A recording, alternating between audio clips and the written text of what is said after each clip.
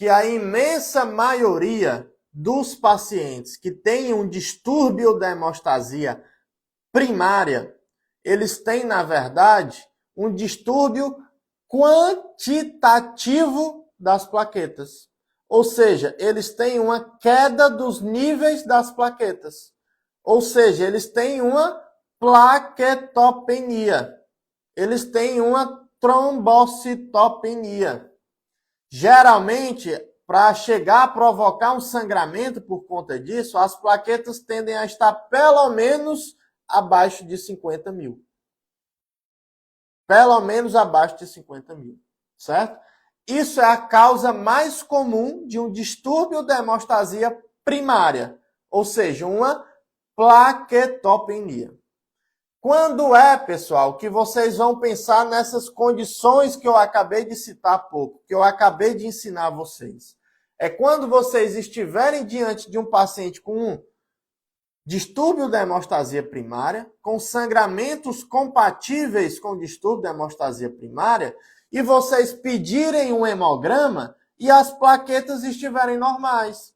E as plaquetas estiverem acima de 50 mil. Então, por que esse paciente está tendo um distúrbio da hemostasia primária se ele tem plaqueta suficiente? Então, não é um distúrbio quantitativo das plaquetas. É um distúrbio qualitativo. As plaquetas não estão funcionando bem. E elas não estão funcionando bem por quê? Por conta de alguma dessas condições que eu ensinei para vocês há pouco. Certo? Mas vocês precisam estar cientes que isso não é o mais comum. O que é mais comum? É a plaquetopenia. É a queda dos níveis das plaquetas. Isso é a condição que mais frequentemente leva a um distúrbio da hemostasia primária. Porém, pessoal, vocês não podem esquecer o seguinte: as plaquetas elas não caem à toa. Não há uma redução dos níveis de plaqueta, não há uma plaquetopenia à toa. Tem que existir alguma causa. Tem que existir alguma doença por trás da queda dos níveis dessas plaquetas. Para quem está anotando, né, seja aí no iPhone, no iPad ou no iFolha, para quem está anotando, eu vou contar aqui para vocês agora os 5 problemas que podem causar uma plaquetopenia. Se você estiver diante de um paciente com plaquetopenia, o problema está em um desses 5 locais que eu vou citar agora para vocês. Primeiro local, primeira coisa que você tem que fazer é descartar que não trata-se de uma pseudoplaquetopenia, que não seja, na verdade, uma simples alteração no hemograma, onde lá o númerozinho das plaquetas aparece baixo, uma plaquetopenia, mas isso é um erro de contagem da máquina. Isso pode acontecer, pessoal. Muitas vezes há uma coisa que a gente chama de satelitismo plaquetário. O que é isso? As plaquetas ficam ali ao redor dos leucócitos, ou elas ficam bem agregadazinhas, e a máquina conta diversas plaquetas como se fosse um linfócito, por exemplo. Então, há um erro na contagem das plaquetas. Isso, pessoal, pode acontecer. Existem 2 formas da gente descartar essa possibilidade de uma plaquetopenia ser um erro do hemograma. Ou olhando para a hematoscopia, para a análise da lâmina desse hemograma, que aí você vai visualizar isso que eu estou dizendo, o satelitismo plaquetário. Ou você, como clínico, que está atendendo lá na emergência, que está atendendo no posto de saúde, você pode ter uma simples sacada. Eu vou pedir um hemograma no citrato, no tubozinho de citrato. Por quê? Porque um dos fatores envolvidos nesse satelitismo plaquetário é o EDTA, que é o anticoagulante que está presente dentro do tubozinho lá que a gente coleta o sangue para o hemograma. Se ao invés de usar o EDTA, você usar o tubo com citrato, não é para acontecer mais pseudoplaquetopenia, não é mais para ter satelitismo plaquetário. Então você vai descartar e vai confirmar, na verdade, se você está diante de fato de um paciente com uma plaquetopenia real, verdadeira, ou se seria apenas uma pseudoplaquetopenia. Então isso é o primeiro daqueles 5 locais que podem, aqui está o problema de um paciente com a plaquetopenia. Vocês já são norteados o suficiente para saber que a fábrica das plaquetas, assim como a fábrica das hemácias e dos leucócitos, é a medula óssea. Só que para a medula óssea produzir adequadamente as plaquetas, ela precisa de substratos. E se esses substratos estiverem deficientes, pode haver uma queda na produção das plaquetas. E quem são os substratos da medula, pessoal? Quem é a comidinha, entre aspas, da medula óssea? É o ácido fólico, é o ferro, é a vitamina B12. Dentre estes, pessoal, o que mais frequentemente, devido à sua deficiência, pode causar uma plaquetopenia é exatamente a carência de vitamina B12. O paciente com a carência de vitamina B12, ele pode ter uma anemia megaloblástica. O paciente com a carência de vitamina B12, ele pode ter uma leucopenia. Muitas vezes, inclusive, com os neutrófilos hipersegmentados. Esse paciente com carência de vitamina B12, ele pode ter também uma plaquetopenia. Então, uma das causas, que é o segundo aqui dos 5 que eu falei para vocês, vixe, eu fiz esse símbolo aqui, não é nem bom eu fazer, né? O segundo, pessoal, o segundo local aqui que pode justificar uma plaquetopenia é um distúrbio carencial, comandado principalmente pela carência de vitamina B12, que assim como pode dar uma anemia megaloblástica, assim como pode dar uma leucopenia, pode dar uma plaquetopenia, eventualmente no contexto de uma pancitopenia. Então entra aqui os distúrbios carenciais. O terceiro grupo aqui de doenças, pessoal, são as doenças medulares. Lembra quando eu falei lá das anemias, né, que eu distingui aqui aonde pode estar o problema de quem tem anemia? Pode ser pré-medular, os substratos, pode ser eritropoetina, pode ser a medula, pode ser depois da medula. Então, a medula, se ela estiver doente, aquelas mesmas doenças que poderiam causar anemia por distúrbios medulares, também podem causar plaquetopenia. Por exemplo, uma síndrome de insuficiência medular, a famosa aplasia da medula, pode dar plaquetopenia. Uma outra síndrome de insuficiência medular, HPN, hemoglobinúria paroxística noturna, pode dar plaquetopenia. Uma outra síndrome de insuficiência medular, síndrome mielodisplásica, a famosa SMD, pode dar plaquetopenia. Uma doença genética que causa insuficiência medular, doença de Fanconi, anemia de Fanconi, pode dar plaquetopenia. Então, as síndromes de insuficiência medulares, principalmente a aplasia e a SMD, pode dar plaquetopenia. Os distúrbios infiltrativos da medula podem dar plaquetopenia. Como, por exemplo, os cânceres que invadem a medula óssea, seja metástase de um tumor sólido, enviando metástases lá para a medula óssea, ou seja, a infiltração de uma neoplasia hematológica, a infiltração de uma leucemia na medula, a infiltração de um linfoma na medula. Tudo isso pode causar uma plaquetopenia.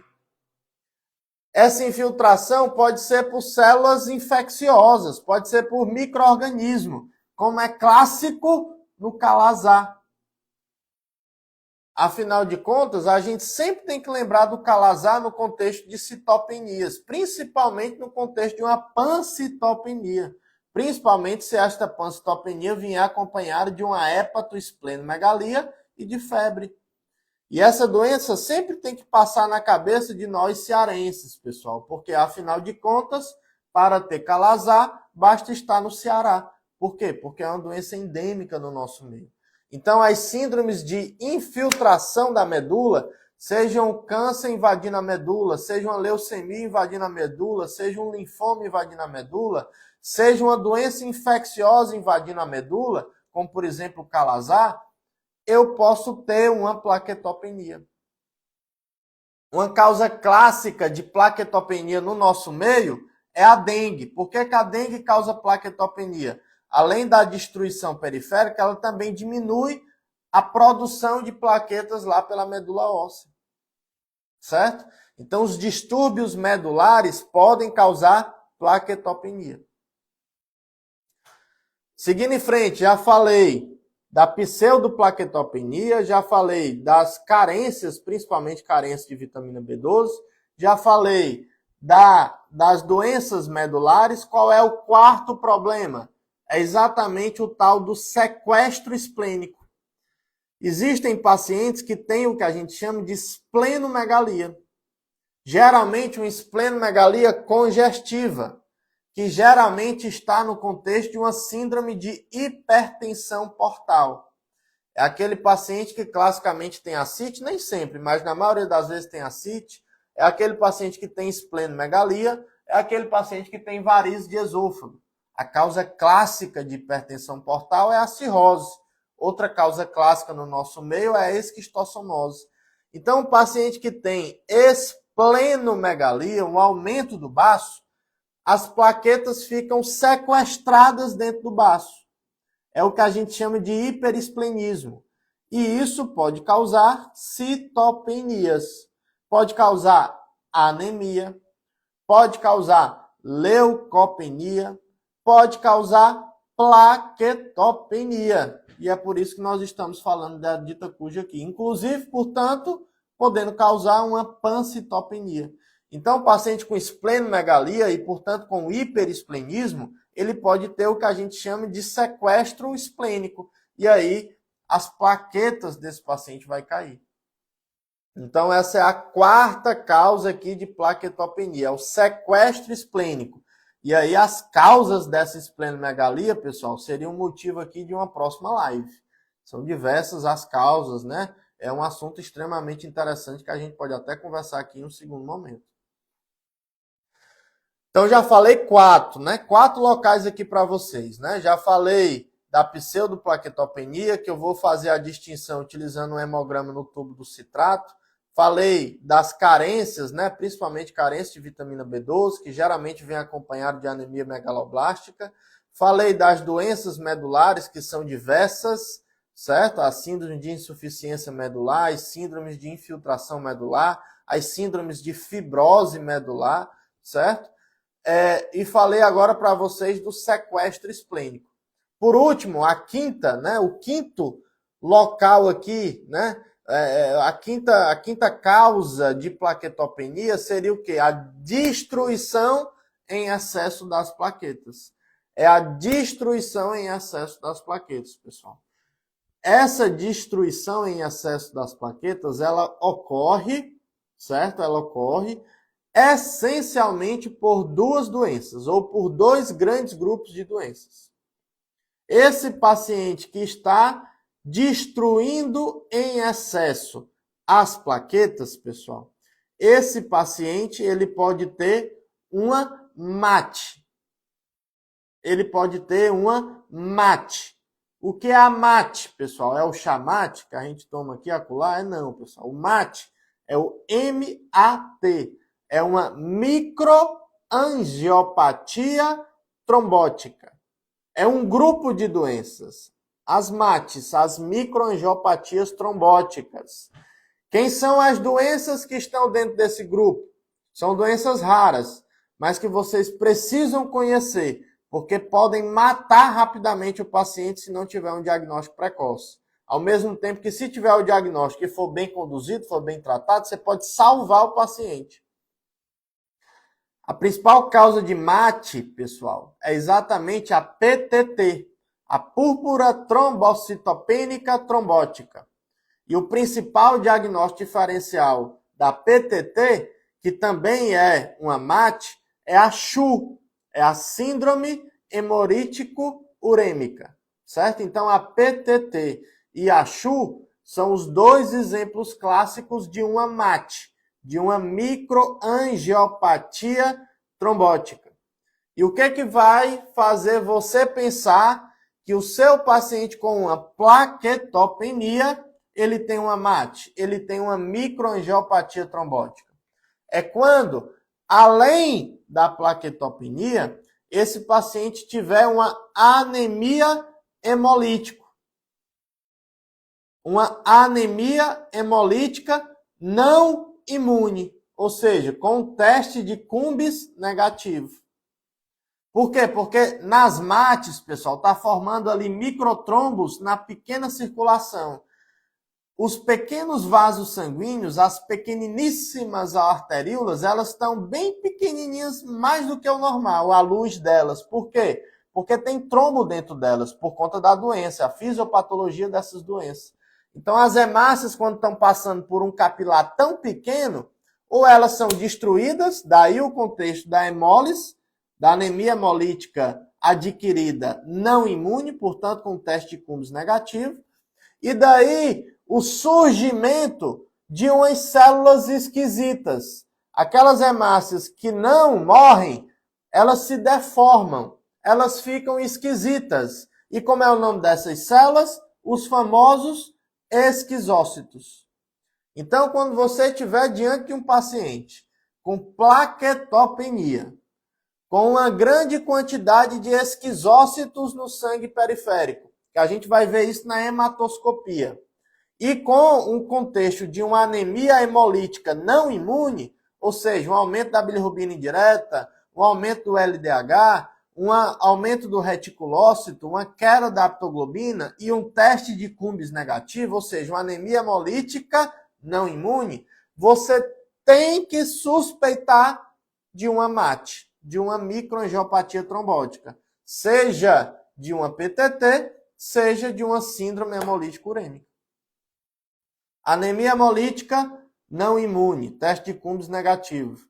Plaquetopenia e presença de grande quantidade de esquizócitos, isso deve fazer você lembrar da possibilidade de uma MAT, que é uma das causas de plaquetopenia por excesso de destruição das plaquetas. Deu para entender, pessoal? E por último, mas não à toa, por último, a gente deve lembrar que a principal causa de plaquetopenia por destruição plaquetária é a tal da PTI, certo? Da púrpura trombocitopênica imune. Hoje em dia também chamada de TI, né? Não é tecnologia da informação, não. TI é trombocitopenia imune, certo? Essa doença, pessoal, que nada mais é do que a formação de autoanticorpos contra as plaquetas, levando à destruição das plaquetas, é uma das principais causas de plaquetopenia, por destruição das plaquetas. E quando é que a gente suspeita, pessoal, de uma PTI? Vocês devem estar percebendo que tudo que eu falei aqui de condições que levam à plaquetopenia, geralmente não é somente plaquetopenia. Tem também anemia, tem também leucopenia. Se não, vejamos, se eu tiver uma carência de vitamina B12, é de se esperar que eu tenha uma anemia megaloblástica, que eu tenha uma leucopenia, eventualmente uma pancitopenia. Se eu tiver um distúrbio da medula, seja uma insuficiência medular, uma infiltração medular, uma fibrose medular, seja qual for a doença que está levando a um distúrbio medular, geralmente esse paciente ele não tem só plaquetopenia, ele tem outras citopenias.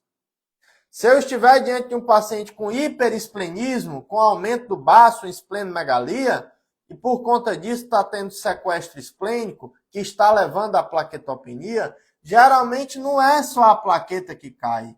Cai também os leucócitos, tem leucopenia, cai também as hemácias, tem também uma anemia, eventualmente, portanto, uma pancitopenia.